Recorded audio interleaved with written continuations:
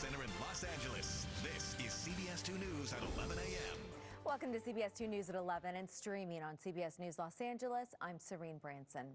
LA County could declare a local emergency today over the fast spread of monkeypox. This comes one day after Governor Newsom declared a state of emergency in all of California. CBS 2's Cara Finstrom is live for us in West Hollywood, where she spoke with people looking for the vaccine. What can you tell us, Cara? Well, we know the LA County Board of Health is expected to put something on its website any minute now, within the next couple of hours at the latest, which will open up things for a vaccination pop-up clinic right here in West Hollywood tomorrow. So look for that if you're looking for the vaccine. Also want to give you a look at the County Board of Supervisors, because as you mentioned, they are looking to possibly ratify today a local state of emergency as far as the monkeypox virus. This is just the latest step as the state looks to ramp up their response. Brian Traitler is back to playing with his Huskies. He was down for a few days. The shot site was really sore for about a week. Felt kind of lethargic. Traitler became one of the first in LA County to roll up his sleeve for the monkeypox vaccine because a friend in Houston got sick. The effects of it are very scary. When I saw the sores and the whole process, it takes about a month for it to heal and clear up. He'll soon need to get his second dose and is worried because of the nationwide shortage of vaccines and these long lines at vaccination sites.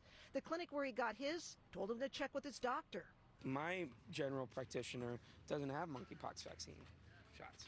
So where am I supposed to go to get that second shot? People are driving hours to go get their vaccine, waiting long in line in the sun, and sometimes they're turned away. But West Hollywood Council member John Erickson says the governor's declaring of a state emergency this week is a game changer. It will make the process of getting shots into arms simpler and lead to more resources. Starting tomorrow, a pop-up clinic will open in the West Hollywood Park and Library. And they're doing it in the gay community because obviously we're more susceptible, and that's how it's being transmitted currently. So right now, those limited vaccines are being saved for people like Traitler, known to be at higher risk. But health officials stress anyone can get the monkeypox virus. It's passed through skin-to-skin contact. So they say slowing down its transmission is good for everyone. Traitler is spreading the word. So this pop-up's great, so I'm going to tell everybody about it. And again, folks who want to sign up, because an appointment is needed in order to get a vaccine, and you do have to have those risk factors, they should start checking that LA County Health Department site now. Serene, we are told that that could pop up at any minute. All right, Cara, thanks for that update. We appreciate it. Meantime, COVID cases and hospitalization rates have been steadily dropping in LA County. The Public Health Department says it could officially move from the high to medium transmission level this week. Almost 2,750 new cases were reported yesterday. On Sunday, there were more than 3,600, and on Saturday, more than 7,000. So we're heading in the right direction again. New traffic cameras in Crenshaw have people living nearby worried they could be fined because of malfunctioning equipment. Metro is preparing for its new rail line, the K line, to open later this year. So they installed cameras to catch drivers making illegal turns over the tracks. But residents say the cameras don't work. They say they have been complaining about it for months and nothing has been done.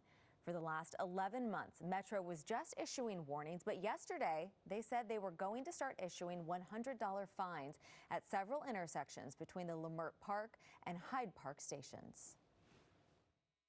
As opposed to doing this very poorly planned lighting, what you need to have are the arms. Not only do you need to have the arms, you need to not be citing people at this point. We reached out to Metro yesterday, and a spokesperson told us that he would alert staff to the problems there. While Metro continues to work on the rail lines throughout the city, they're also making significant progress on that people mover at LAX. This afternoon, local, state, and federal leaders will be at the airport to unveil the trains that will be operating there. We're also hoping to learn more about when it will open to the public. Getting school supplies together is a big challenge for families experiencing homelessness, but an event in Sylmar is giving some students a little less to worry about ahead of the new school year. CBS 2's Tina Patel shows us the crucial supplies that families got for free today.